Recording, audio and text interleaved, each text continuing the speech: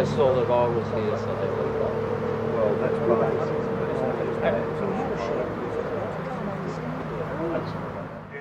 Volumes 1, 2 and 3. Volume 3 is still available. Any further ado, I'm going to introduce Howard Cotton Steel. Woo! I remember this work, so can you hear me now? It's all good, is it? I normally have a good station announcing voice from 48 years ago.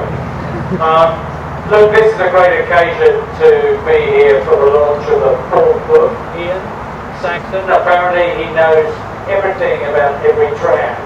But this book, I don't know whether people know, is probably the most interesting in some ways because it's 124 vehicles on there which are service vehicles. They're the service vehicles which look after trams, and there's some great examples. One behind us, for example, which is known as a scrubber car. All sorts of weird and wonderful objects, and many of which are here today. You've got scrubbers, grinders, you've got a thing which burns the weeds off the track, and if you looked at the health and safety requirements for that, the guy was standing to the front of the tram with flames literally licking around his feet, which was quite scary. And the grinder, which belts were flying around their ears as they were trying to ensure the rails were the right profile. The interesting thing is trams help railways out, because a lot of these trams were used to take the rust off the rails of the eastern suburbs, for example. Even L1, the first return tram in '97, were used vehicles, I think this one, to ensure that the rails were in good order before we started. And Ken McCarthy was the guys who inspired the first two books, and you've taken that mantle on after those two gentlemen started the two first volumes. And congratulations, Ian. And thank you so much, Sydney Tramway Museum, for inviting me here today. I'm a fairly local visitor, just down the road in Cronulla, and I love this place, and I love to see young kids and families here today as well. And also we've got some younger members, Dale Budd, for example.